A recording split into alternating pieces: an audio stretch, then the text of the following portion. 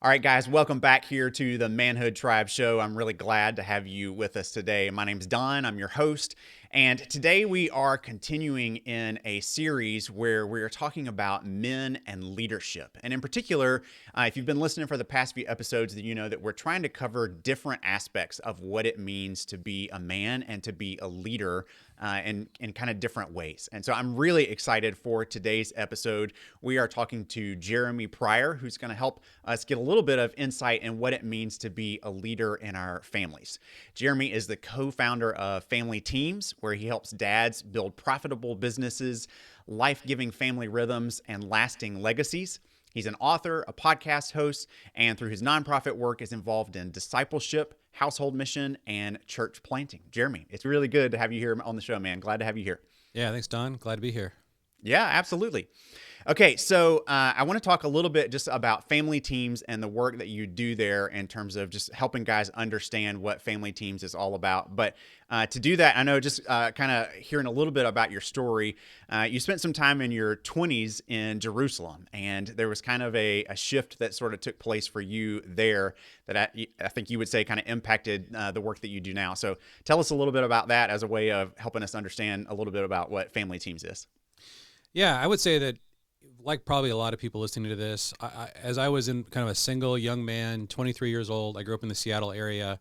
I found it very difficult to find a compelling reason to start a family. And I was a Christian, grew up in a Christian family, but I was working with, I was doing youth ministry with mostly public school kids. And it just was like family was this graveyard of destruction. I mean, it was just like everything I was dealing with these kids was just so much brokenness because of their families of origin. I was watching, that happened to so many of my friends when I was growing up, and just they were opting out of family, fatherhood, motherhood, in large numbers. Seattle became the first city in the country with more dogs than children, and I was like, I get it, like this isn't working, and so I didn't know what to do. I didn't, I was too young to really piece together like a good response to that. I just felt a lot of confusion, and so.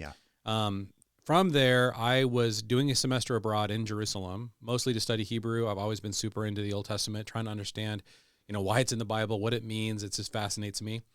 So I was there learning Hebrew, and I just kept seeing this scene of men with children, particularly in the Orthodox Jewish community. I saw it also amongst a lot of the Palestinian Arabs that I was spending time with. And they would talk about their lives, oftentimes from the lens of like fatherhood, in a way I just wasn't super familiar with. And one day I was watching, I was just sitting on a bench by the old city of Jerusalem, and I watched this group of dads walk past with pushing strollers and all these little kids in tow. And I just was like, I remember just watching them, and I was like, that's so weird. I've never seen anything like that before. Like, I've seen mommy brigades before, but I've never seen a daddy brigade. And so I was just like, what's going on there? Like, why do they love family so much? So I started to ask a lot of questions. Because again, this was an area for me, I was just really confused about it. That's not why I was in Israel, but I wanted to understand why there was such a passion with men and fatherhood and children, raising kids and being a part of these families. So I started to ask questions, and I kept getting the same response back, which was, well, we're just trying to be like Abraham. And so the word Abraham just kept coming up over and over again. And as I began to really understand what is it that they're finding such incredible inspiration from this story in the book of Genesis about this father, and part of it's in Hebrew. It kind of is lost on a lot of those of us who don't study Hebrew, but you hear the word father all the time when you hear the word Avram. His original name means exalted father. Avraham means father of many nations, and so there's sort of a symbology within the Hebrew mind that Abraham is the sort of archetype for how God interacts with this essence of fatherhood, not just like a historical character, the way that I was thinking about him. And so when they are reading and studying the narratives about Abraham just, famously obsessed with building a multi-generational family. He's like praying, God, make my family like the stars, make them like the, and God promises, I'm going to make your family like the sand on the sea and, the seashore. Anyway, so this was a passion for Abraham. He's constantly praying about his family. God's blessing him through giving him a son, and of course, all the interaction that happens with all three of the patriarchs. And so I began to really read that through that lens, and I began to ask a really kind of an unusual question, and that is it possible that the design of family is still to build a multi-generational family line. Our family is just these nuclear families that sort of like come in and out of existence. Because I didn't really know much about my history or like, my great grandparents or anything like that. But part of what I noticed when I was in Israel, in both the Jewish and Arab communities, they had extremely sensitive and interest in their historic lineage. And of course, you have in the Bible all these genealogies. And so this seemed to be something really important to God. It was really important to Jewish people. It tended to create this enormous passion within these fathers. So I kind of put that lens on, my eyes, like what would happen? And so I also met my wife in Jerusalem, which was amazing. And, so we got married, Nice, just good timing. Yeah, awesome timing. Just like 3 or 4 months after we came back, we were married. And so I just started to put this lens on, okay, what if I saw family the way the way Abraham saw family, the way that these Jewish and Arab fathers see family. And it was weird, Don, because it was sort of like my interest in children went from like a 2 to a 10 like that. And I was like, what just happened to me? It's like I could relate to what that daddy brigade. Like I suddenly I went from like, that's really weird and I hope that never is me, to I can't imagine anything more meaningful in my life than to see my children and my children's children.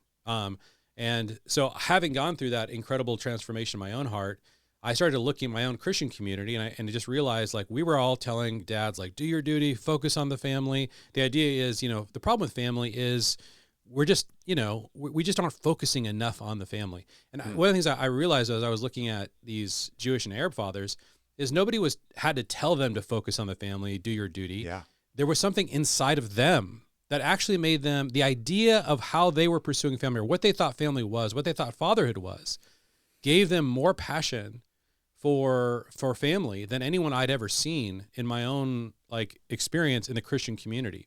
And it was coming from, in the Jewish case, coming from, passages, stories, and verses in the same Bible that we study. But for some reason, we don't find any inspiration for our understanding of what family is from the same passages that the Jewish people find inspiration from, these Jewish fathers. And so that became a very long journey over the last 30 years of me trying to say, hey, I think we need to maybe restore this to the Christian community. And that's what we've been trying to do ever since. Yeah, interesting.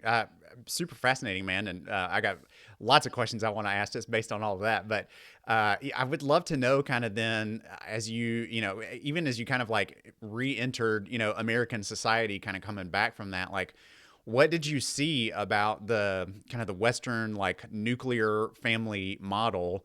And, what was like, what's not working about that and family model?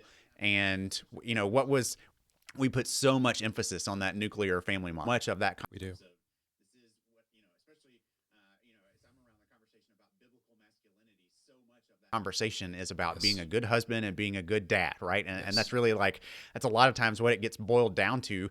I think that's kind of a truncated vision, both of masculinity and what it means to be a biblical man. But that tends to be where we put our focus. So like, help me out here. Like, why is that not what the Bible is saying about family, about masculinity? Like, what else is there to it? Yeah. That's a really good. I'd love to interact with you, Don, on that, because I'm similarly curious about the connection between the biblical idea of fatherhood and the biblical idea of masculinity. It's a major question I've been wrestling with as well.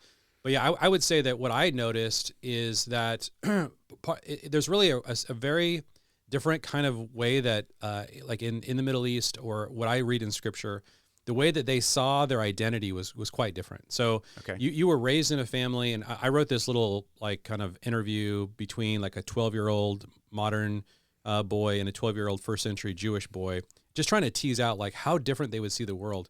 And this 12-year-old Jewish boy, he would say, "Oh, I'm a part of this family lineage, and every Shabbat, my grandfather tells us stories about our clan, and my heroes go all the way back to 300 years ago when we did this battle with the Greeks, and all the on and on and on. Like you're a part of this lineage, and that you see yourself as receiving almost like a baton from your grandfather to your father to you, given to your son to your grandson, and so you're part of this lengthy lineage, and it causes you to begin to think about your identity very differently. So like in the Western world, we're attempting an experiment, and that is what would happen if you raise people with just an individual identity. Like, let's not give them the family identity. Let's give them the sort of the gift of just invent your own identity, or you do you, boo. whatever that looks like. And so we're trying to see how that works out. And I think that part of what we have discovered is one of the really difficult things I think we've discovered recently is that people really have a hard time adopting an individual identity without it being given to them. So they go to school,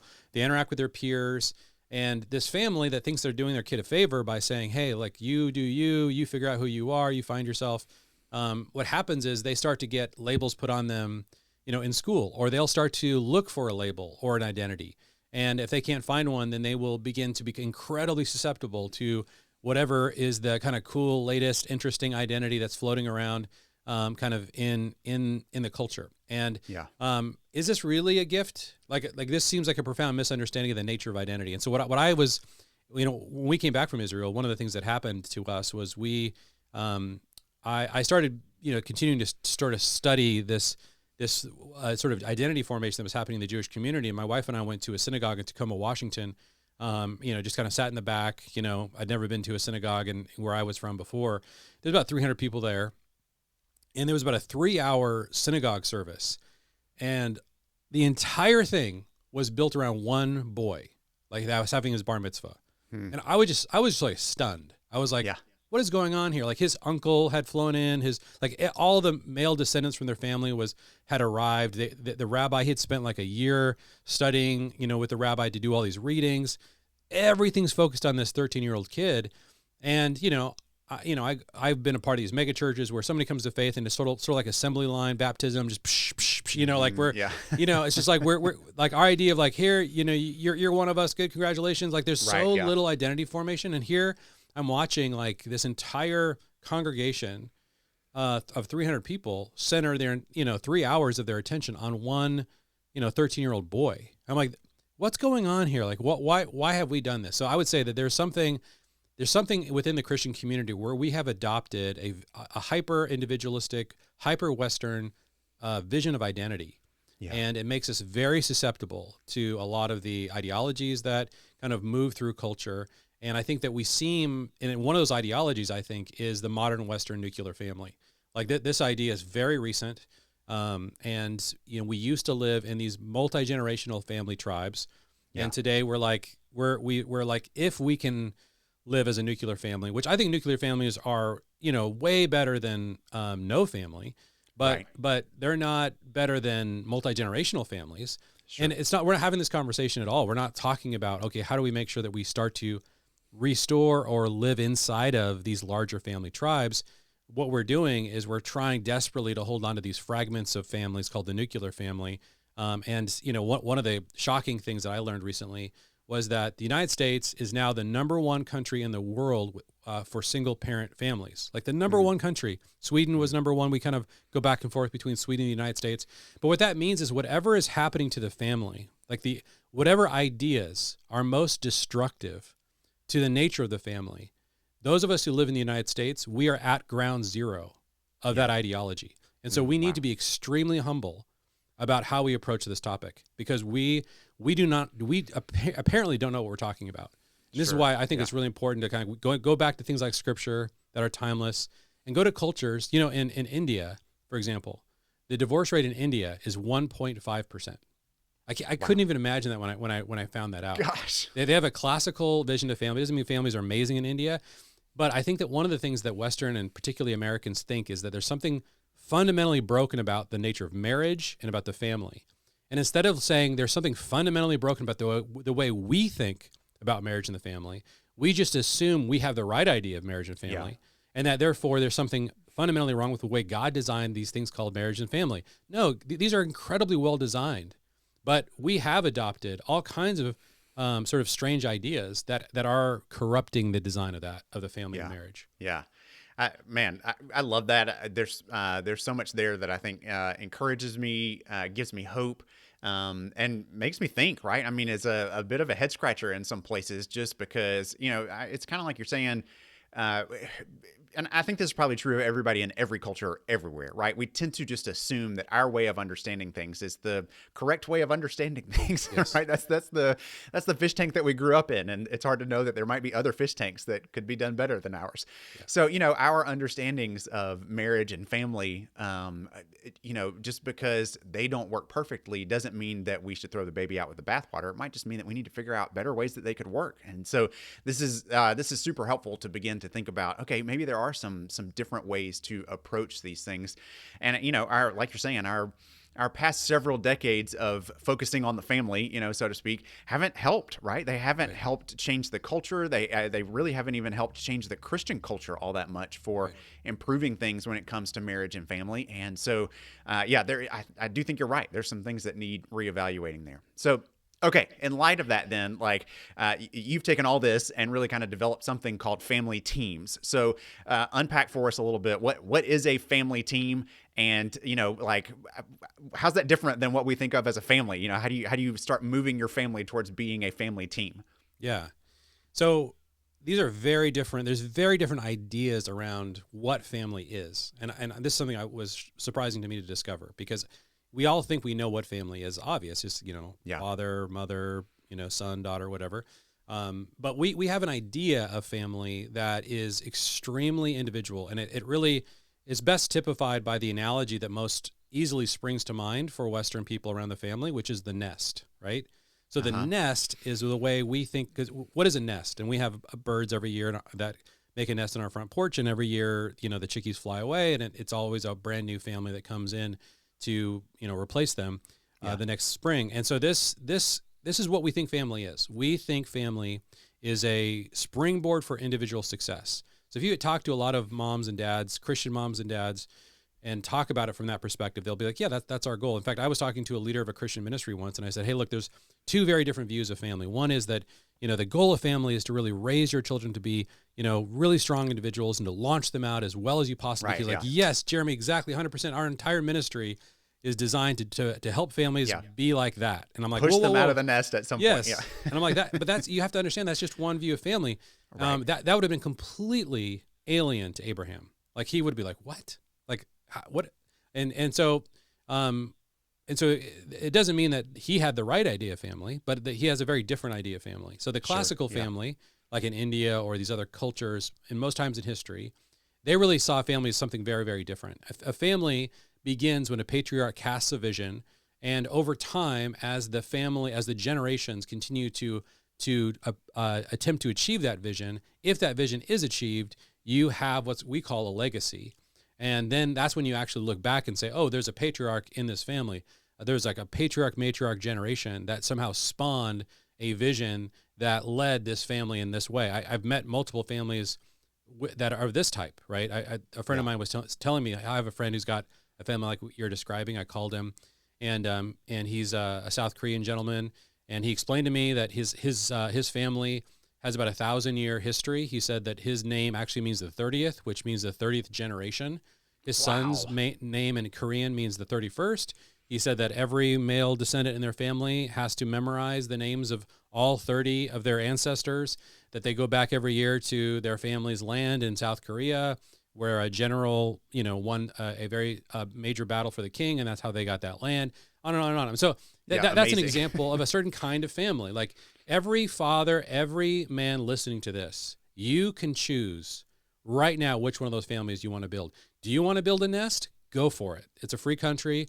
Do you want to build a multi-generational family team? And I think the easiest way to think about the contrast between the nest version of family and what the Bible describes is the word team. I think in our modern language, that's the best word to understand how Abraham would have saw his family. He's building a multi-generational team on mission, and that's a very different kind of family. And you can choose to build that kind of family. I would say that one element of the contrast is the nest idea of family. I think is a very maternal idea of family, and I think this is one of the reasons why men in particular feel a little bit of dissonance from Yeah, The sure. whole project of family building. They're like, Yeah. I don't really want to build a nest. I don't really want to nurture the chickies. Now I know a Right. lot of Can feel like I've been family is kind of a feminine domain. yes, yeah, Uh-huh. it's a nurturing domain, and even Yeah. amongst millennials like that watch shows like Bluey or whatever, when we try to idealize what the best kind of father is today, he's actually mostly a nurturing man, right? Yeah. You don't see him being like this visionary leader who's constructing this legacy that is going to go forward for hundreds of years or many generations. We see this guy who's just really good at playing with his kids, really present. And so those are all great things. I think it's really important to nurture your kids, but it's really important to understand that this is not the way that ideal fatherhood was envisioned in scripture or in history. There was something else that you needed, but beyond just, the typical P's, the protection, the provision, the procreation, you had to become a visionary leader, and you had to take your family somewhere. And so that you're a patriarch if in 4, 5, 10 generations from now, you have a multi-generational family that's been really living out that vision, and they can look back and say, there's a moment where they said, we're going to worship this God. We're going to pursue the kingdom of God. We're going to make disciples. Like that might be like a Christian vision that roots itself deeply in a family. We're going to move to this new land. We're going to start this business. There's some kind of legacy. We're going to acquire this land, and it's going to become the root structure of our family. Now, people listening to this, there's a part of you that if you're Western is starting to revolt against that. You're like, well, what about the individual like children and grandchildren? What, like, do they have to do that? Like, again, we have done this strange thing that is, we assume that freedom is the highest value. It's more important than family, more important than legacy, more important than loyalty, more important than love. Freedom has to be preserved at absolutely all costs. And we can talk about sociologically why that happened to our country, but that is so deep in the intuition of Western people that we will sacrifice absolutely anything else good if we feel like it might get in the way of somebody's individual freedom to make any kind of completely unencumbered choice by their own consent to do anything that they want to do. So that's a sort of philosophical, sociological problem that people in our culture have with building these kind of multi-generational families. Yeah, I hear that, and I feel the tension of that too. Just coming from our culture, it's kind of like I really like the idea of family becomes the kind of the context in which we find our identity. Right, we come to understand who we are through the context of family. But inevitably, I know our culture pushes back on that idea of kind of like, okay, if that's the sandbox that I have to play in, like somebody's going to want to push against the boundaries of that sandbox, right? And for somebody in the family, that sandbox is not going to be big enough. And so like our solution has been to just tear down the walls of the sandbox altogether. And, we've left our kids swimming in an ocean of sand with no context to be able to come up with an identity. And that's overwhelming, like they're just drowning. And so that's not helpful either. But, again, so many questions, but I think where I want to go from here is to just kind of ask, like, okay, I hear what you're describing, and I think about my own story. Okay, I'm a guy who comes from a family line where the men have been absent for a number of reasons. So other than my dad, who was largely present for our family, I didn't know either of my grandfathers. Both of them passed away before I was born. My grandfather on my dad's side passed away before he was born. So there's this like long line of either absent due to death or absent due to divorce or, whatever other reasons, of what that looks like. So I, look at my family lineage and I go, how do you even put something into place that can last beyond your own kids? Like that feels like such a foreign concept in our culture to be able to go, I want to create a vision that's going to last for multiple generations that, people will be able to come back, the 30th and 31st generations and be able to say, yeah, this is something that I'm a part of. Like, I don't have a framework for that. So help me out. Like, how do you begin to even take steps in that direction as a man who wants to try to create that kind of a compelling vision for your family? Yeah. Great question. This has been kind of the question of my whole life, I would say, and why we started family teams is, are there tools that make it more likely that your family will become a durable multi-generational family. And Yeah. so we've discovered over and over again that there are tools. They're extremely foreign to Western people. And we've, even in the last like 50 years, have had some of these tools, and we have actively deconstructed them. So I'll give a few examples. Okay. A multi-generational family meal. Like, we do this as a culture once, maybe twice a year, Thanksgiving, Christmas. We're really out of practice. It's sort of a miserable meal, but kind of get through it. Every multi-generational family culture that I know does this at least once a week. Usually weekly is normal. Yeah. 3 generations around one table every week. If you ever achieve that as a family and it's flourishing, people want to be there, that will turn that one tool alone is powerful enough to create a multi-generational family. Like, you start to think about yourself multi-generationally. So we've been practicing this for over 20 years as a family. Tonight is our Sabbath. We kick off our Sabbath on Friday night. We will have 4 generations around our table. We're going to celebrate my mom's birthday. Her great-grandchildren will be there. My grandchildren, like they will all be there celebrating their grandmother and their great-grandmother, my mom, and what she brings to our family. So that, you can imagine being a great-granddaughter or a granddaughter and looking at that experience, and you start to feel like there's no place in my life where I experience more meaning than at that Friday night meal. All of our kids have had that experience. And so they just, when they started having kids, they all, we have 3 adult kids that have kids. And so they want to bring their families into that. So a lot of Western people have no idea how powerful this tool is. And really, there's all kinds of simple ways to establish it. So that's one tool. Yeah. I want you to keep going, but I want to just pause for a second just to say to the guys who are listening, like, I hope that what Jeremy just said is encouraging to you guys, that, look, if it's like big of a concept as this is, it starts with just something very simple like a meal. Like, it really isn't as difficult as you've got to completely upend the social order and you need a whole different skill set than what you've ever got. Like, we're starting with something just really simple like a meal. It's just getting people together to eat, which is something we need to do anyway. So I love that. I think that's a beautiful starting point. But okay, keep going. Yeah. By the way, Psalm 128 describes the good life. And when you were sharing, Don, your story, I was thinking about that psalm because really what it says in that psalm is it talks about this meal. It says, may your wife be a fruitful vine in your house. May your children be like olive shoots around your table. Thus shall the man be blessed who fears the Lord. But at the very end of it, it says, may you live to see your children's children. And one of the realities is premature death is a huge threat to multi-generational family living. And so, part of the reason why there's a lot of times we can't control that, but we fight really hard as a family to be as healthy as possible, not for ourselves. It's really for my grandmother was, I think, 94 when she was at my Sabbath table. And when she was sitting there at that table at 94 years old, she was spanning 7 generations of our family. She could remember 3 generations before her. She was seeing 4 generations after her. Wow. And so we don't know what to do with older people today. We were like, why are you still alive? Just sitting in nursing homes watching TV until they slowly die of, various illnesses or whatever. Yeah. And the point is, in a multi-generational family, having those oldest people in your family, the oldest ones with the longest memories, they're extremely valuable for the family because that is, if you're like, how do I get this identity? Well, it's honoring those oldest people. It's the privilege of getting to care for them in their old age.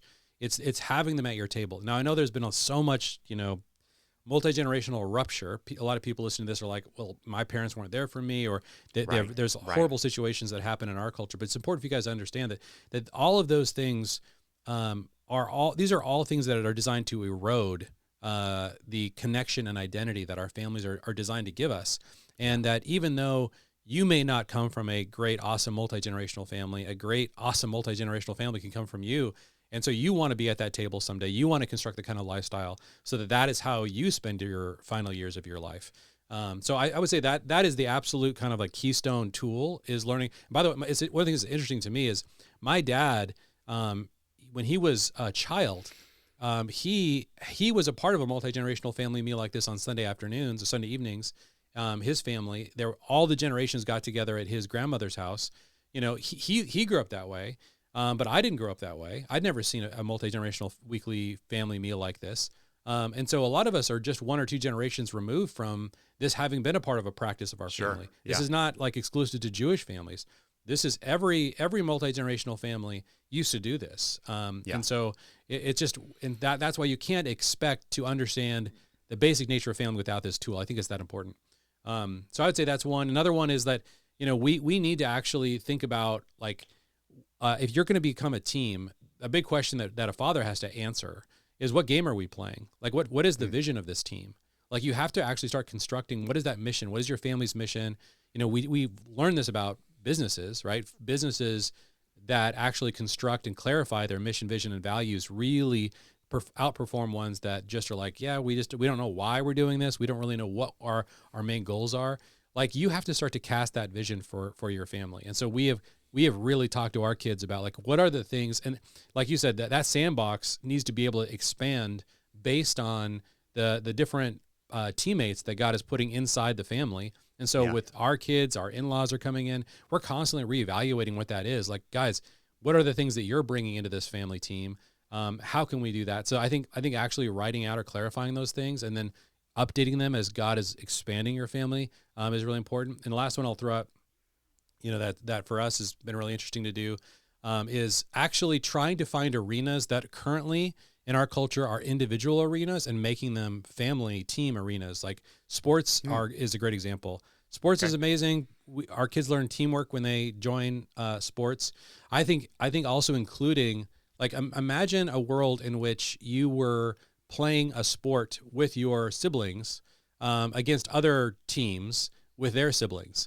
Like, what that would do for your family cohesion. Well, there are actually lots of sports where you can do that. You can do that with tennis. You can do that with pickleball. There's family kickball. There's martial arts. We did that. We had all 8 of us in. We did Taekwondo for 2 years as a family. Like, there's a lot of arenas where you can enter into with lots of ages, and kind of, you might have to, like, play with the rules a little bit. But there's ways that you can have an experience where, instead of constantly experiencing your teamness as an individual, which is great as well, I wouldn't say this is, replaces all of that, but I do think that you should consider it. And so I have a friend who started this family kickball league, and now it's been starting in different cities, and he has 6 boys, and they were all in different sports. And, they decided for one, sports season to run this new kind of family kickball thing. And they competed. They had trophies. They had, T-shirts. They did the whole thing. And by the time the season was over, the kids were like, that was amazing. He's like, do you guys want to all go back to your individual sports? They're like, no, we just want to do that, that was amazing. So they've been doing it every year, sucking more and more people from the community. And they tweak the rules so that, there's an actual competitive experience when you're competing against, this family with, really young children, even. Like, the dad gets up to kick more. The strollers are like ghost runners. I mean, it's just brilliantly done so that the family really gets to experience a team experience together. So fun. Yeah. That sounds great. I love that. Okay. Let me shift gears just a little bit and kind of ask, thinking about just sort of this whole, like, multi-generational family structure.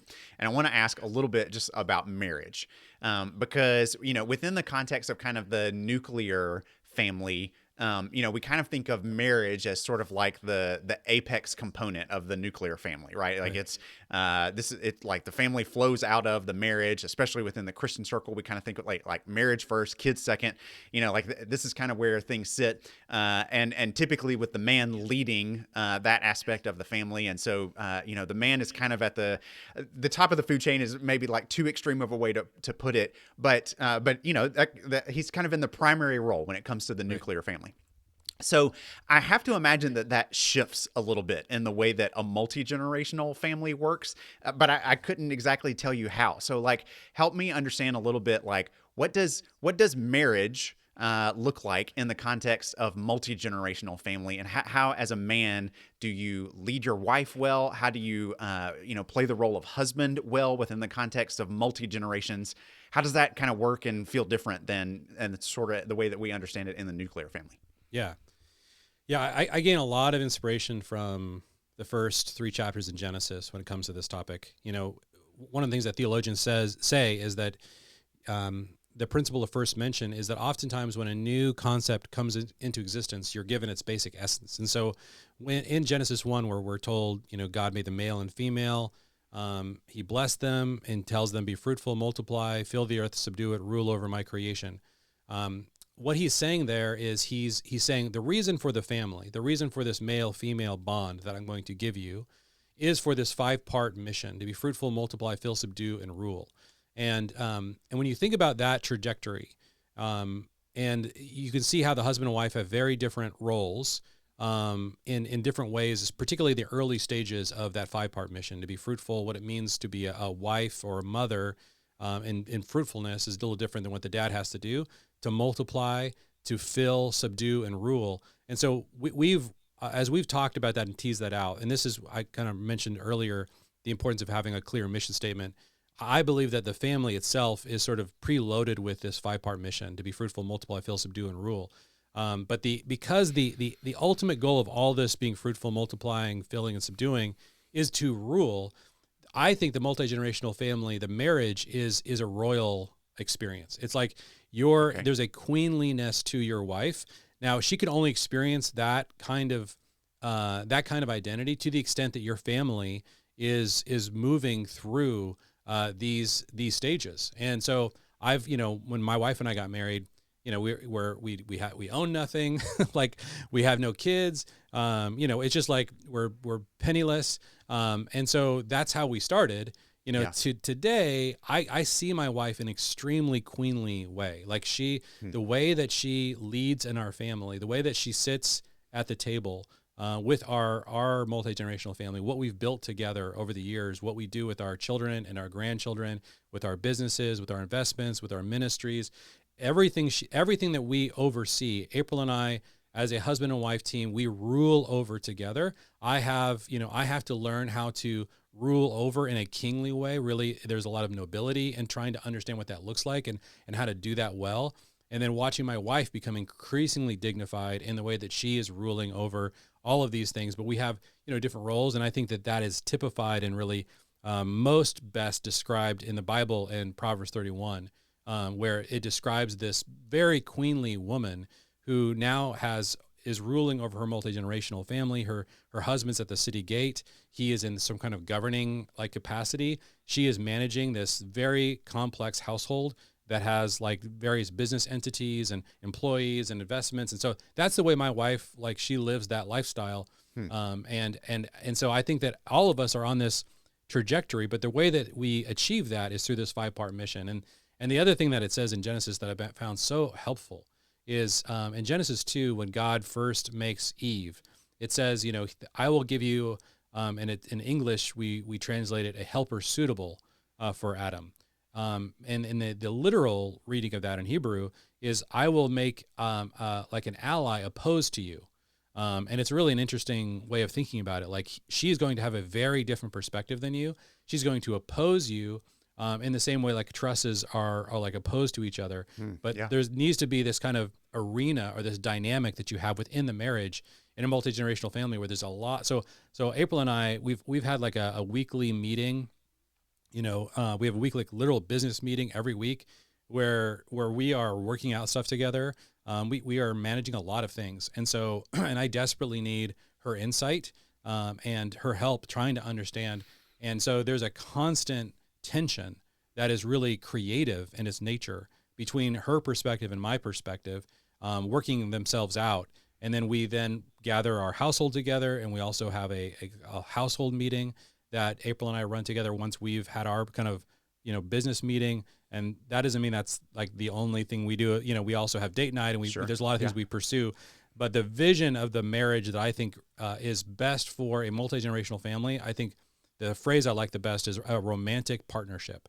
And so you don't want to dial up the romance and then down the partnership, because you destroy the real purpose that what you guys are building, something really dynamic. But you also can just dial up the partnership and dial down the romance, and so that you feel like, well, what is this about? I could just find a co-founder and start a business. It's got to be both. But in the modern world, we've really envisioned marriage exclusively as a romantic, love relationship. That it's not a productive thing that you're co-founding a family line and that you're working as partners, like co-founders, to build something over the course of 50 plus years. And so that's the difference that I see. I love that. I love the creatorness of that. Just I mean, even as you're kind of talking like first few chapters of Genesis, that sense of yeah, I'm coming together with my wife in a way that we are literally birthing, but Yes. creating something new into the world that's meant to be productive and provide value and, shape things like that. I mean, it's entirely in line with what it means to be the image of God, right? To Yes. carry on his creative nature into the world. So I think that's beautiful. I think that's a great picture. Okay, as you're talking through this, I'm thinking a little bit about myself and thinking some about listeners who might be in similar stages to me. As I hear what you're saying, I think like, okay, this makes sense if I'm a guy who's a dad with a young family, right? Where I've got time and years with my kids to be able to shape and to mold them and kind of prepare and move them towards this kind of lasting legacy sort of sense of building something together. But I would love for you to just kind of speak to the guys who aren't in that stage, right? Who maybe are like me. I've got two teenage boys who are mostly grown. They're 18 and 16 at this point. We're right on that cusp of kicking them out of the nest, so to speak. Yeah. But so I'd love for you to speak to like guys that are in my stage, kind of in that like either pre-empty nest or empty nest stage. Even guys who are granddads, like what does it look like as a granddad if you're going, hey, I'd love to build this legacy. Is it too late for me to be able to do that? Or maybe even guys who are on the front end of family, either aren't married yet, don't have kids, but they're hearing what you're saying and just going, I don't even know where to start. How about any of us guys who aren't at the young family stage? What does that look like for us? Is it too early, too late for us? How do we get started? Okay. It's definitely not too late, but I do want to emphasize it's a very different way of building family. And therefore, there probably does need to be a reset of some Okay. kind. I've multiple people that have had teenage kids or adult kids that have gone through this sort of family teams paradigm shift. They need to like actually sit down with their sons or daughters and say, guys, this is what I thought. I thought the best thing I could ever do for you is help you become, a radically free individual and launch you out. But I now I'm beginning to understand that like there's a lot more to family than I realized. And and at that point they're adults, they're at that stage. It's really important that you just Right. honor, their story, what they've learned. And you're very much like in a conversation where you're inviting them back into something because, and so if I could just paint the picture of how different these are. So like in a family team or what you see in scripture, with like someone like Isaac, Abraham left his father because his father was an idol worshiper, but of course Isaac did not. And so part of this is, there's a big difference between being a first generation Abraham and Sarah or a second generation Isaac and Rebecca.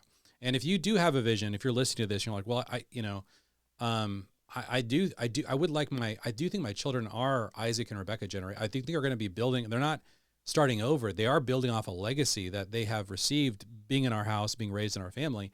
I would just say, look, that's really important. And I think that, that actually is going to bless them tremendously. What is that legacy? What is your vision?